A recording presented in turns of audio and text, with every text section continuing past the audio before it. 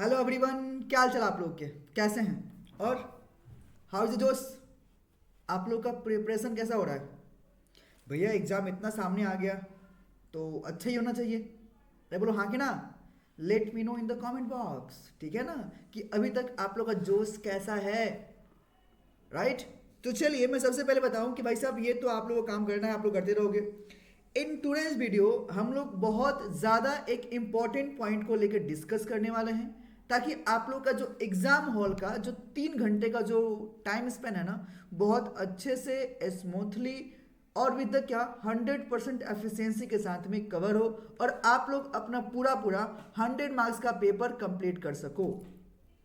मेरा वही मोटिव है। एंड सबसे इंपॉर्टेंट, इफेक्टिवली आप यूटिलाइज करके अपना बेस्ट पेपर देकर आओ। मेरा ये मोटिव रहने वाला है इस वीडियो में बताना। राइट? सबसे पहले मैं आप सबको बता दूं कि देखो भाई साहब, ये वीडियो जो है ना बहुत इंपॉर्टेंट होने वाला है सबके लिए, चाहे फाउंडेशन के बच्चे हो चाहे इंटर के बच्चे हो, ये सबके लिए इंपॉर्टेंट है। ठीक है ना?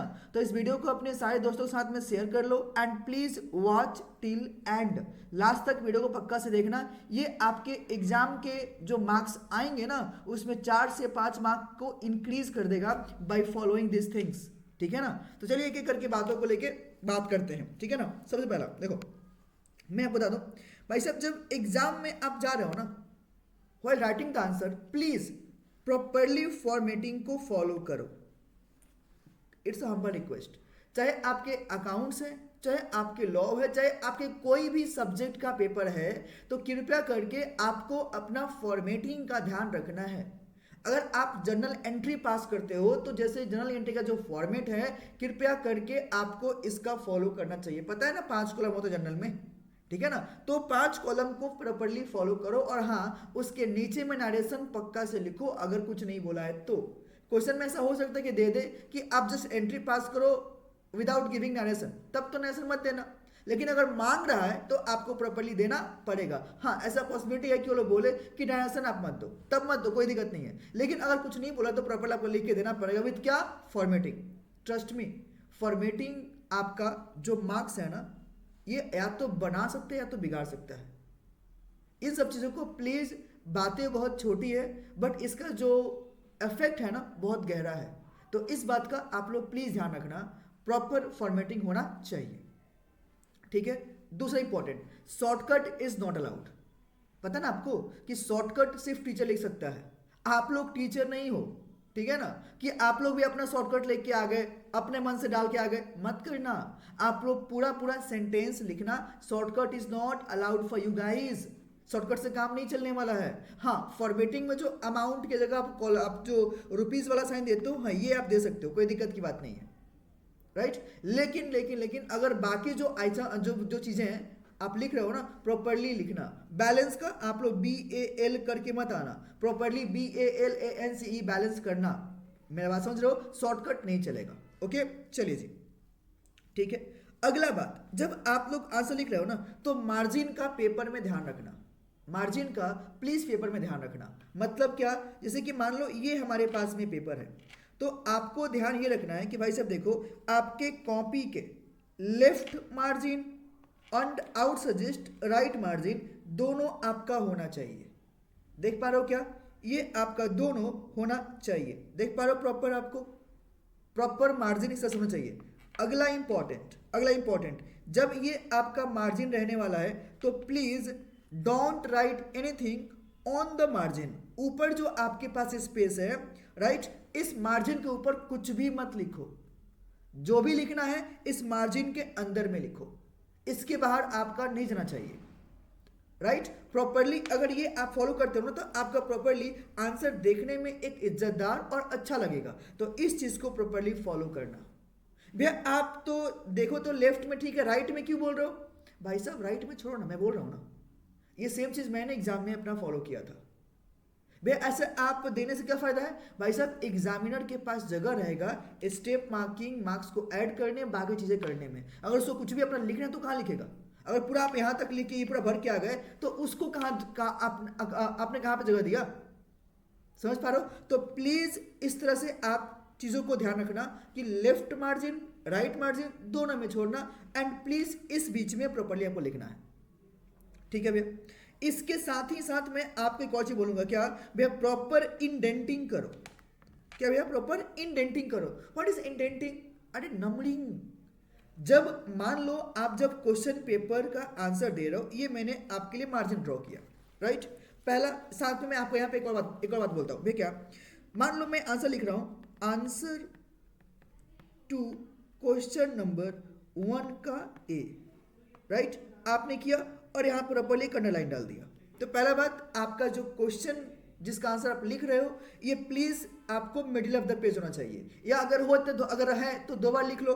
आप यहाँ पे चाहो तो लेफ्ट मार्जिन में लिख लो क्वेश्चन 1 का ए, डन है क्या? या प्रॉपर्ली आउट सजेस्ट हमेशा ये आपके सेंटर ऑफ द पेज लिखो, बेस्ट चीज रहेगा हमेशा, ठीक है बेटा, ठीक है। अब सुनो, जब आप आंसर लिखते हो ना, तो please try to write answer in the points. देखो अकाउंट्स है तो अकाउंट्स तो प्रॉपर आपको सॉल्व करना है, वहां पे दिक्कत नहीं है। दिक्कत वहां पे है जहां पे आप लॉ का पेपर दे रहे हो, ऑडिट का पेपर दे रहे हो, वहां पे आपको तकलीफ आएगी।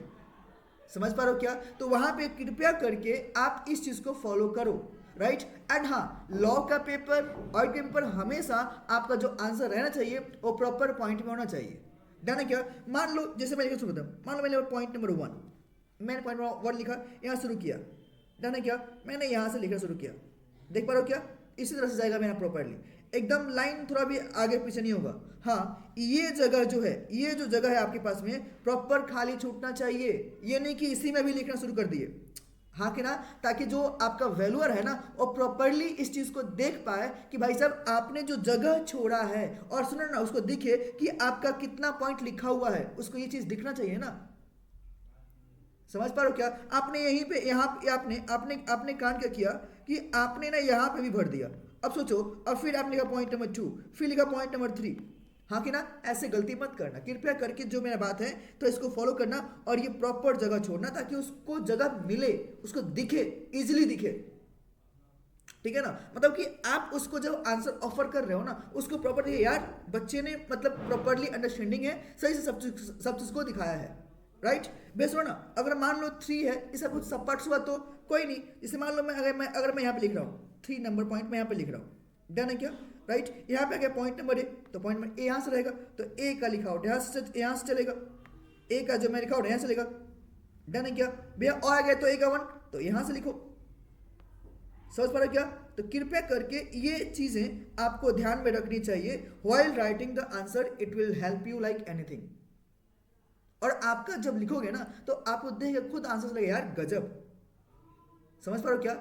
हैंडराइटिंग उतना अच्छा नहीं है तो भी अगर ऐसे प्रेजेंट करते हो ना तो आपका चीजें देखने में अच्छा लगेगा, और वैल्यूअर इस चीज को देख के अच्छा समझेगा और आपको मार्क्स देने में हिचकिचाएगा नहीं। समझ पा रहे हो क्या? राइट। तो ऑलवेज ये ट्राई करो कि जो आपका वैल्यूअर है ना, आंसर देख के आपका पढ़े, ये नहीं कि पूरा एकदम पैराग्राफ में भर भर के लिखे जा रहा है, नहीं चलेगा भाई, उसे वैसे आपको पूरा मार्क्स नहीं मिल पाएगा, राइट। और अगर आपने हमेशा ये जब सुना ना, जो मैंने बोला, अगर आपने पॉइंट में मार्क्स लिखा ना, अगर पॉइंट में अगर आपने आंसर लिखा ना, तो आपको क्या होगा कि जो वैल्यूअर है ना, आपको स्टेप मार्किंग देने में भी उसके लिए अच्छा रहेगा, ठीक है। तो स्टेप मार्किंग भी आपको मिलेगा ना पॉइंट को देखने के साथ में, राइट। तो ये सब चीज को ध्यान रखना पड़ेगा, और इंडेंटिंग जो बोला, मार्जिन जो बोला, प्लीज इस चीज को ध्यान में रखें।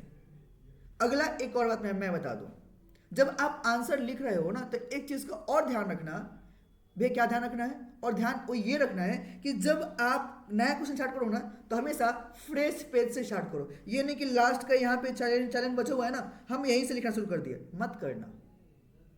फ्रेश पेज यूज करो ना, क्या दिक्कत है? समझ पा रहे हो, राइट। अब ये नहीं कि लास्ट लाइन हाँ यहीं से लिखना है, क्वेश्चन नंबर 1 का बी, हम इसे यहीं पे लिखें भैया, हम यहीं पे लिखने वाले हैं, ठीक है ना। क्वेश्चन नंबर 1 का बी, लास्ट का 2 लाइन लिखे, फिर अगले पेज पे आएंगे, नहीं करना भाई साहब।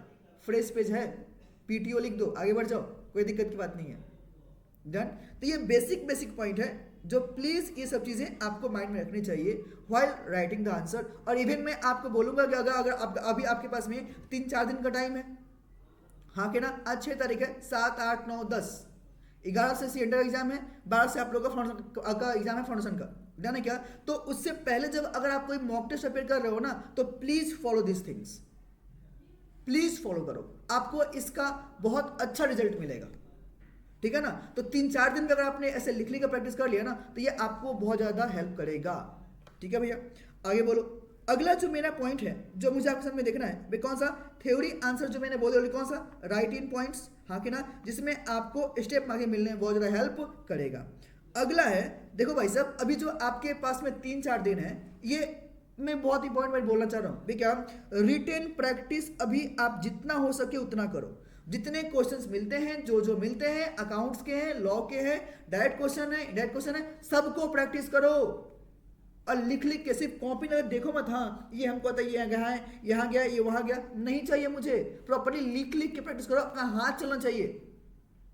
समझ पा रहे हो क्या? तो आपका हाथ चलने के लिए प्रॉपर्ली सब चीज को लिखो और प्रैक्टिस करो, हाथ चलाओ। 3 घंटे का पेपर है तो 3 घंटे घर पे बैठ के लिखना शुरू करो, पेपर लो, सॉल्व करो। समझ पा रहे हो? अगला जो मैंने बोला कौन सा, please don't watch revision videos till and. मैंने देखा, समझा, बहुत सारे बच्चे ऐसे हैं जिनके अटेम्प्ट लगे हैं ना, वो ससुरे अभी भी बैठ के रिवीजन वीडियोस देख रहे हैं टीचर्स का। पागल है तुम लोग। मतलब अभी तुम्हारे पास 3-4 दिन बचा हुआ है, तुमको उसमें अपना रिटन प्रैक्टिस करना चाहिए, लिखना चाहिए, और तुम बैठ के वीडियो देख रहा है। क्या हालत है यार? उस सब टाइम खत्म हो चुका है देखने का वीडियो तुम्हारा। अभी तुम्हारा सेल्फ टाइम है, खुद पे काम करो, खुद से पढ़ो, अपना चीज को देखो, राइट? और लिख लिख के करो। समझ पा रहा है मेरा बात? तो please follow this things. And जो मैंने बोला अभी भी, कौन सा भैया, मॉक टेस्ट तो दो यार। अभी कम से कम घर पे हो तो दिन में कम से कम 2 मॉक टेस्ट लिखो। It's very compulsory needed. समझ पा रहा मेरा बात? तो प्लीज इसको करो, इसको फॉलो करो। अगर आपको 1 शॉट क्लियर करना है, एग्जाम दे रहे हो, अभी क्लियर करना है, तो इसको फॉलो करो। और हाथ जोड़ रहा हूं भाई मेरे एंड बहन मेरे, कृपया करके रिवीजन वीडियोस अभी मत देखो, टाइम नहीं है उसके लिए। दिन के 8 घंटे वीडियो देख के आपका कुछ खास इंपैक्टफुल नहीं होने वाला है। अभी आप प्लीज अपने खुद पे काम करो, जो पढ़ लिया उसको समेटो, लिखने की कोशिश करो, हाथ चलना चाहिए आपको एग्जाम में। डन है मेरे बात? अगला क्या है, देखो भाई साहब, मैं अभी यहीं पे एक बात और कर लेता हूं। ठीक है भैया, हम लोग को पहले बता दो, 15 मिनट जो एग्जाम पेपर मिलेगा उसका यूटिलाइज कैसे करेंगे, क्या करेंगे? देखो भाई साहब, जब आपको क्वेश्चन पेपर मिलेगा ना, तो आपके पास में या आपके चेहरे पे 2 तरह की चीजें आएंगी। एक, you will be super excited, यार गजब यार, पेपर तक गजब है, फाड़ के आएंगे, मजा आ गया पेपर देख के। या फिर आपके चेहरे की हवाइयां उड़ जाएगी। And let me tell you one thing, आपके दोनों ही केसेस में आपके साथ में कुछ भी हो ना, आप एक्साइटेड भी नहीं होना है, नर्वस भी नहीं होना है। Just calm down, take a deep breath, have some water and just relax yourself, right? क्योंकि अगर ज्यादा आपने एक्साइट किया ना, वहां भी कांड होगा, नर्वस में तो कांड होता ही है। तो ऑलवेज आपको पेपर आता है, कुछ हो सकता है आए, कुछ नहीं है, फिर भी अपने आप को पैनिक नहीं करना कि ये नहीं आता, वो नहीं आता। भाई सब जो आता है उसको तो देखेंगे ना, अरे बोलो हाँ कि ना, तो just calm down, relax and आराम से आप पेपर को देखने के टाइम पे प्रॉपरली ये चीज सजाओ कि भाई साहब मुझे पहले कौन सा क्वेश्चन करना है, दूसरा कौन सा करना है, तीसरा कौन सा करना है, चौथा कौन सा करना है। ये आपकी ड्यूटी बनती है। समझ पा रहे हो? तो इसमें जो 15 मिनट मिला है, आपको इस पे काम करो। ऐसा हो सकता है कि भाई साहब आपके पास में पेपर देख के लगे यार कितना लेंदी है, भाई लेंदी है, टफ नहीं होगा उतना ज्यादा। तो आपको अपने आप पे थोड़ा टाइम देना है, ध्यान से चीजों को देखना है और नंबरिंग करके अपना आंसर लिखना है, एकदम शांति दिमाग से। ना तो सुपर एक्साइटेड होना है, ना ही नर्वस होना है। Just calm down, have some water and do the things. Okay, ये चीजें आपको ध्यान में रखना पड़ेगा। तो मैंने क्या बोला भाई साहब, जो 3 घंटे का आपके पास में टाइम रहेगा ना, तो कृपया करके क्या अपने आप को जस्ट काम डाउन रखो, एकदम शांति से और आराम से लिखते जाएंगे, कोई दिक्कत की बात नहीं है। एंड मुझे पूरा भरोसा है आप लोगों पे, आप लोगों ने इतना मेहनत किया है, इतना टाइम दिया अपने आप को पढ़ने के लिए, तो ऐसा कुछ भी एग्जाम में नहीं होगा जो आपको आता नहीं होगा, आपको आता ही होगा। जितना आता है उतना लिख के आएंगे भाई। हो सकता है कि मैं पूरा नहीं लिख पाऊं, लेकिन जितना आता है मैं उतना तो लिख के दूं। समझ पा रहे हो क्या? तो जितना आपको आता है उतना लिखो, लेकिन लिखो, चीजों को ऐसे ही मत छोड़ो। डन है क्या? अगला क्या, सुनो भाई साहब, एग्जाम के बाद में ना आप लोग के मन में एक बहुत गंदा चीज आता है। बोला क्या गंदा चीज? ये आता है कि भैया ना पेपर देख लिया ना, क्या हुआ, ए दोस्त तेरा इसका ये हुआ क्या, ये हुआ क्या? डोंट इवैल्यूएट, कभी मत करना। जो करना है पूरा पूरा एग्जाम खत्म हो जाएगा। जैसे मान लो आप लोग फाउंडेशन वाले लोग हैं, 12, 16, 18, 20 तारीख को शाम के बाद तुमको जो करना है वसन करते रहो। उससे पहले एग्जाम देकर आएंगे, शांति से नेक्स्ट एग्जाम का प्रिपरेशन में लग जाएंगे। एक दिन जो मेरे पास में मिलेगा पूरा पूरा, राइट, लॉ के पहले तो आप लोगों के पास में 3 दिन है, जो मिला है ना उसमें सिर्फ और सिर्फ सेलेक्टिव स्टडी करेंगे, चीजों को रिवाइज करेंगे और अच्छे से पढ़ेंगे। और सबसे इंपॉर्टेंट मैं एक बात और बोलूं, लास्ट मोमेंट पे आप 10-12 टीचर्स के नोट्स, क्योंकि मुझे पता है आप टेलीग्राम में अलग जगह पे बहुत सारे टीचर्स का नोट्स लेके बैठे हुए हो, भाई सबको तुम नहीं पढ़ सकते हो, तो एक ही टॉपिक को यहां भी वहां भी मत देखो। आप जिसका भी क्लासेस लियो, जैसे भी किए हो, आप अपना एक मटेरियल पे उस पर ट्रस्ट करो और उसी पे काम करो। इधर उधर करोगे ना ये होगा ना वो होगा। समझ पा रहे हो? तो लास्ट मोमेंट पे भी सिर्फ और सिर्फ कौन सा, सेलेक्टिव स्टडी, जो आपने मैथ फॉलो किया है वही मैथ से अपना काम करूंगा, कुछ नया चीज नहीं देखने वाला हूं। और सबसे बेस्ट मैं बोलूं, इंस्टीट्यूट की मैथ से करो, बेस्ट पार्टनर है। डन? या जो आपके पास में जो समरी मैथ है, जो चीज है उसको देखे करो। डन है क्या? और नया चीज तो भाई पढ़ना ही नहीं है, जो पढ़ा है उसी पे अपना काम करना है, राइट? तो मैंने 2 चीज बोला, कौन सा, इवेल्युएट नहीं करना भाई साहब एग्जाम के ठीक बाद में, हाँ कि ना, और लास्ट में करेंगे। करना है तो कब करेंगे? लास्ट में, पूरा एग्जाम खत्म होने के बाद में, ठीक एग्जाम के बाद नहीं करेंगे। मुझे पता है कि भैया जैसे एग्जाम खत्म होगा, भैया थोड़ा सा यूट्यूब पे आएगा ना, देख लेते हैं ना कैसा हुआ है क्या हुआ है, ओपिनियन। भाई साहब ओपिनियन लेने हो तो ले लेना, लेकिन भाई साहब उसको अपने में मत डालना कि हमको भी देखना है, नहीं करना है, ठीक है ना? अगला क्या, ओनली क्या, selective study should be done. कहां पे? 1 डे बिफोर एग्जाम, राइट? वहां पे आप पूरा पूरा पढ़ने मत जाना, या कोई भी नया चीज को पढ़ाई लेके मत करना कि मुझे नया चीज को पढ़ना है या देखना है, नहीं, जो पढ़ा है उसी को देखेंगे, अच्छे से करेंगे, बात खत्म, राइट? एंड ये सब चीज बोलने के साथ में मैं एक बात फिर से बोलना चाहूंगा, प्लीज फॉर्मेटिंग एंड बाकी जो चीजें हैं उसको ध्यान से देखो एंड उसको फॉलो करो। अभी जो 3-4 दिन है, मॉक टेस्ट कम से कम 2-2 करके लिखो, हाथ चलाओ, आपका दिमाग कितना चलता है उस चीज को देखो। एंड मार्जिन का जो मैंने स्टोरी बोला, कृपया करके आप इसको भी लेके चलो, ठीक है ना? प्रॉपरली मार्जिन चीज को फॉलो करो।